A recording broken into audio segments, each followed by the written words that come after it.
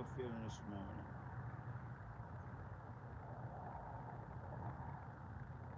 Day Tuesday.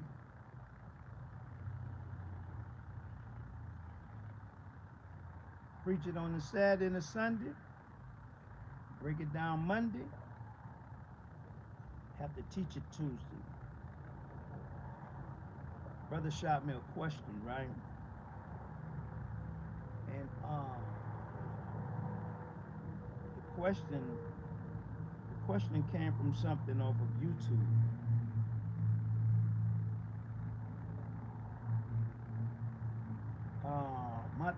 My thing, people, with all of this is that we got to get ready. We got to get ready. It's it's scary. It's scary for me, and the scary part is that y'all don't know, and because we don't know how much time do we have. We don't know. So how much time do we have? If we really believe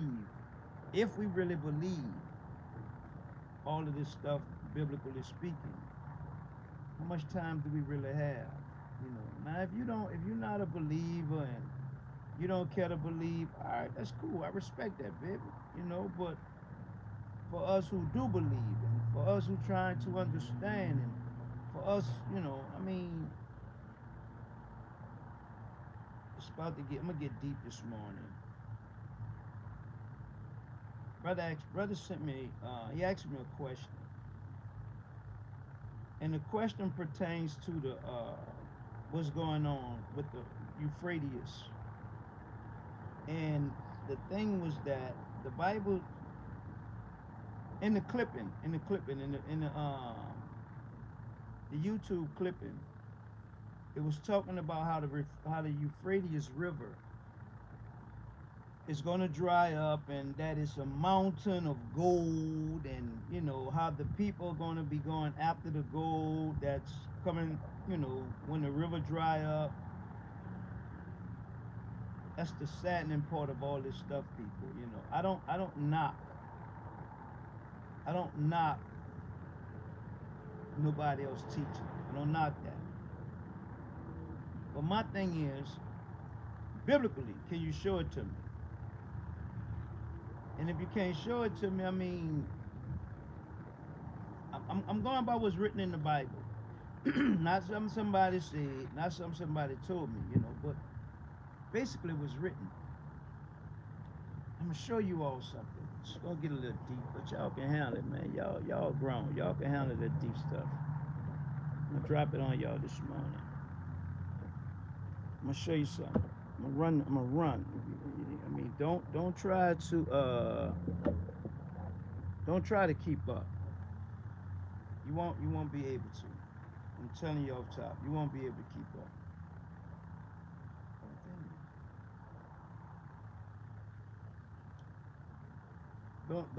Don't even try to keep up. I had to really get my mind right and prepare for this one. As God gave it to me. Get y'all something to drink. Y'all gonna need it this morning. Y'all really, I'm telling you, gonna need it. And it's scary because we've been in the church all these years. They don't have a clue. Um, a lot of us, because of what we've been taught. We don't want to be taught nothing new. So we're just gonna stick to what we have already been taught. A lot of us, because the massive is teaching that, we ain't gonna worry about what he's saying.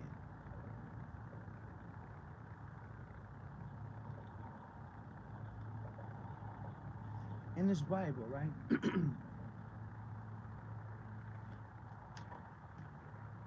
A lot of stuff you all hear, I can go back and forth, back and forth. I'm teaching out of the 18th chapter of Revelation, right? The 18th chapter of Revelation, it's showing us how God is saying that it will be no more in us. It tells us about arrogancy. It tells us about deception. it tells us about persecution. In the 10th chapter of John, Jesus tells us that there are other sheep that's not of this fold. It's going to be one fold and one shepherd.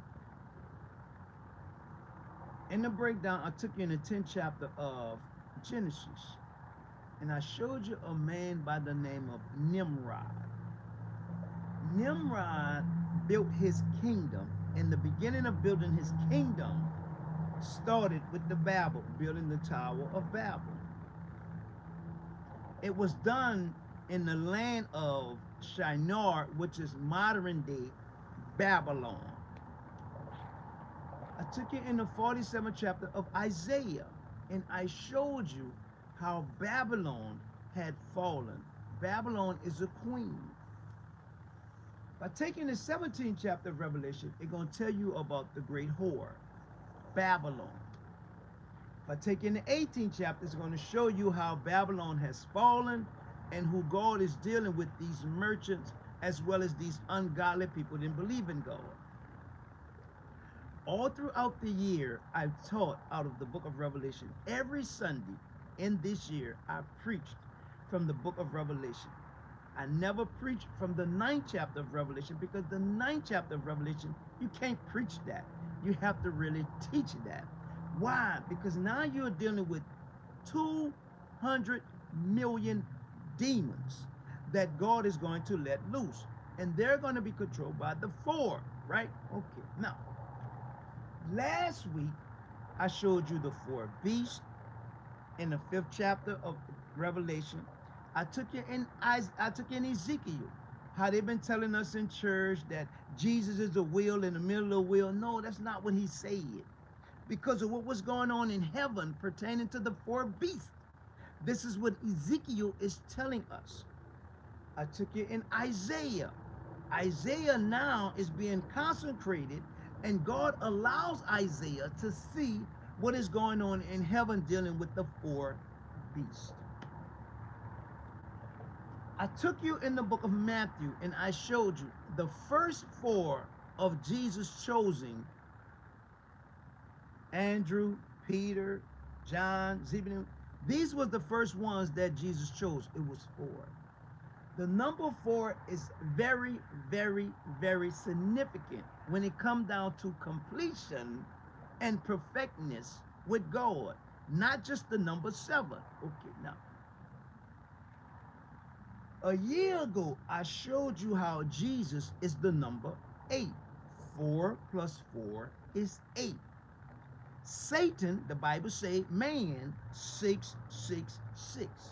Only God is perfect. Only God can give us perfection. That's why God is 777. But Jesus is the 888. Now,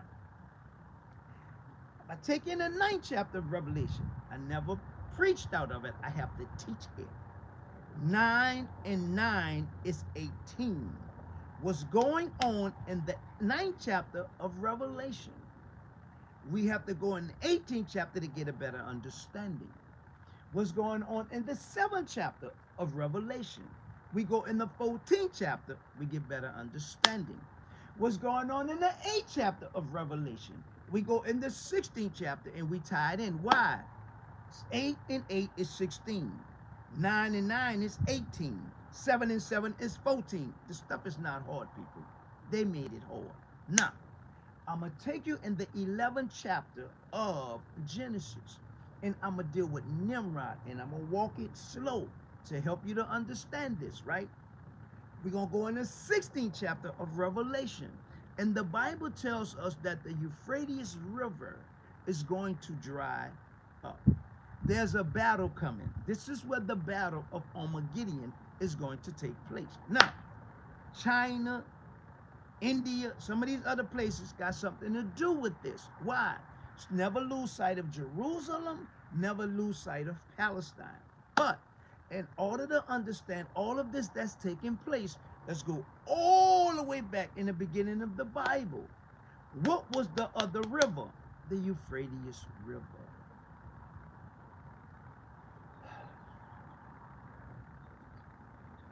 I know you all never heard this before.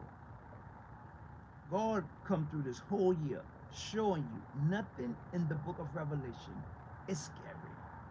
Nothing about the book is scary. Nothing in that book will drive you crazy. But we don't know it because we was deceived by the enemy not to ever understand it and read it. So now, in the 9th chapter, God, listen to what I'm telling you now. God is allowing 200 million demonic spirits to run through here. And they're going to deal with the ungodly. God is allowing evil to deal with evil. So now, watch this. According to the Bible, in the 18th chapter of Revelation, I'm going to read it. Read it slow. I ain't going to read all them verses. I'm going to just do 23 and 24. And the light of the candle shall shine no more at all in thee, and the voice of the bridegroom and of the bride be heard no more at all in thee. For the merchants were great men of the earth. This is where the arrogance come from. The merchants. I have this. I have that. We could do this. We could do that. Verse 23. For by the sorcerers were all nations deceived. This is where deception came in. Verse 24.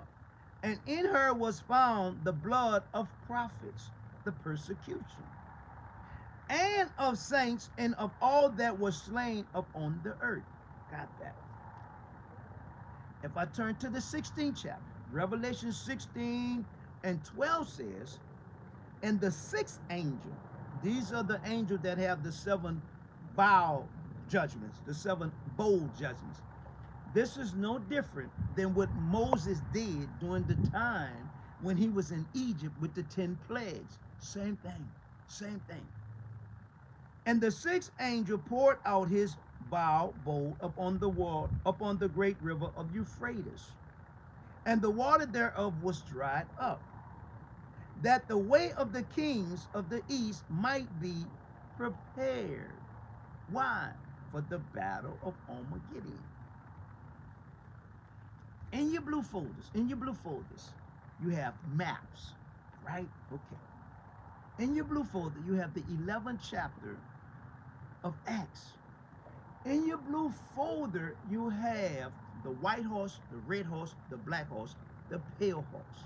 Now, reason being, the 11th chapter of Acts, they are now in Antioch, right? You got these, they have been teaching them for a whole year. The prophet Agabus stands up, and the prophet Agabus prophesied that there will be a drought in the land. The earthquake had taken place, people. We go back in the 24th chapter of Matthew. Jesus said that there would be wars and rumors of wars, famine and pestilence, and earthquakes in diverse places. Also, you have in here the maps. You're going to deal with Paul's first journey, Paul's second journey, Paul's third journey. This is when Paul was starting the churches throughout Asia Minor. Asia Minor is on the outskirts. These churches are on the outskirts of Rome. This is when Rome was in power. The earthquakes and all that stuff we're looking for, it happened. That's what destroyed the 7 churches, the earthquakes. This is why Jesus is warning them that they had to get themselves together. 5 of those churches had to repent. When the earthquake came, it destroyed the churches. This is why I tell you all, nothing else have to happen. Why? If I take you into Peter, Peter tells us in the 4th chapter that the judgment of God starts with the house of God. 7 of them churches, 5 of them had to repent, had to get themselves together. So now after we come up with the 7 churches, now we have the 7 the seven trumpets. Why? What else have to happen? Nothing else have to happen. If I take you back in the 24th chapter of Matthew, everything Jesus said that was going to happen, happened. So now, in the 16th chapter of Revelation, it's telling us about the Euphrates River drying up. But in order to understand what's going on in the 16th chapter, I got to take you back into the 9th chapter. I'm going to take you in the 9th chapter, and I'm going to read. I'm going to read it slow. Verse 13, Revelation 9 and 13. And the sixth angel sound, and I heard a voice from the four horns of a golden altar which is before God, saying of the six angels which had the trumpet, loose the four angels which are bound in the great river of Euphrates. And the four angels were loosed, which were prepared for an hour, in a day, in a month, in a year, to slay the third part of men. If I take it all the way back in the 6th chapter, dealing with the pale horse and how it was going to get rid of so many people, the four angels in the Euphrates River now are being loosed. Those four angels are going to have control over the 200 million demonic spirits that's getting ready to be turned loose in the earth. In order to understand 9, when I take you into 13, I got to take you all the way back to Daniel and walk 7, 8, 9, and 10 to have you to understand about the man Antiochus. Why? Because Antiochus destroyed Jerusalem. And Jerusalem have to be built. Why? Because the Antichrist wants to sit on the throne as if he's God. Now, come all the way through history. Go back to Nimrod, the 10th chapter. Whoever had the following of the people, all the way through history, whoever had the following of the people, like the Antichrist is going to have. This is what's going to make him differ from all the people that then came down through history that tried to get to people and rule the people and control the people and do whatever he needed done. Nobody in history, not even Hitler, had all the control and all the following of the people. So now when we get in this book, people, this is why I tell you all, man,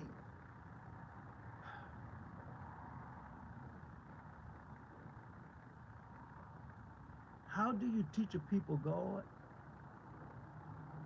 who don't have an earthly clue? How you teach a people who need to detox of what they already been taught? How you teach a people who rather say, well, I'm going to just do what I've been doing. I don't want change. I don't know if that's right or wrong. How do you teach those people?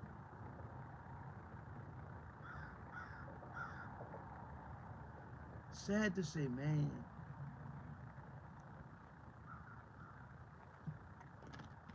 Come here, Genesis.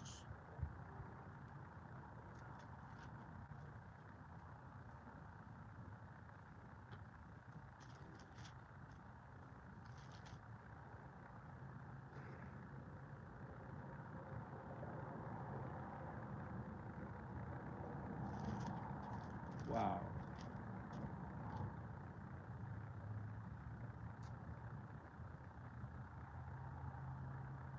Genesis 2 and let's start at 8. Genesis 2 and 8 says, And the Lord God planted a garden eastward in Eden, and there he put the man whom he had formed. And out of the ground made the Lord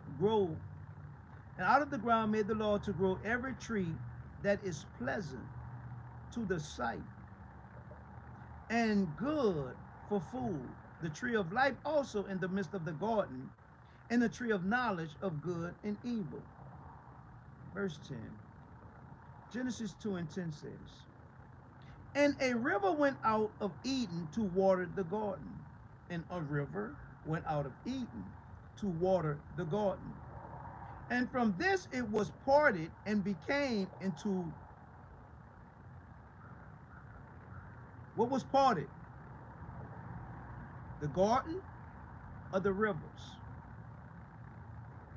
Never lose sight of the number 4, people. 4 is very important. 4 is complete. 4 is perfect. I know they say 7. I know they say 12. If I walk you through Revelation, right? I'm going to show you 7 churches. I'm going to show you 7 golden candlesticks. I'm going to show you 7 letters. I'm going to show you 7 thunders. I'm going to show you 7 trumpets, 7 bowls. I'm going to show you 7 blessings. All throughout that book. 7, 7, 7, 7, 7, 7, 7. 7, 7, 7, 7, 7, 7, 7. I'll walk you through that book. I'm going to show you 4, 4, 4, 4, 4, 4. Go all the way back when God started. The river or the garden was parted into 4. Which one? Jesus wound up with 12, but he started out with 4. Ezekiel gave us an understanding of the will, but that was 4. Isaiah was telling us about the wings and how the beast looked. That was 4. In order to understand Revelation, in order to understand the Bible, you gotta know Revelation. So I'm gonna go all the way back to Genesis, and we're gonna deal with the Euphrates River. Verse 10. And a river went out of Eden to water the garden. What garden? The garden where God put the tree of life. What was good? It showed good and evil. Where God planted a garden. Now God is going to give us the water for what he planted. This is why I tell you all, throw that garbage away. What you done learned in the church, this your season. For the Bible says that the tree was planted by a river of water, that in due season it should bring forth a fruit. Nowhere in this Bible a person had a season. So what makes you so different? That's the greatest lie they could have ever told you in the church. It's your season. Why? Because man just like saying stuff that sound good. So now, God planted the trees. God give us the river. God said, Mike, you are planted like a tree, by the rivers. Why? Where else it gonna grow? Where else it gonna grow, Mike? It had to be by the rivers so it can get water. You know how significant the tree and the climate is?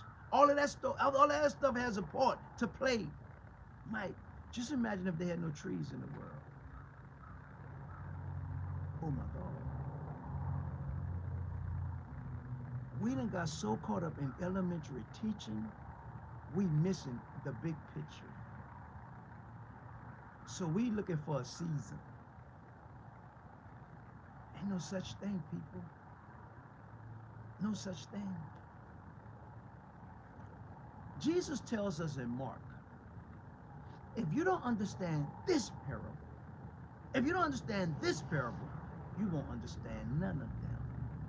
And in that 4th chapter of Mark, he is talking about we being the ground. And God is planting a seed in us, which are the ground. Some fell on stony grounds, some fell among thorns, some fell by the wayside,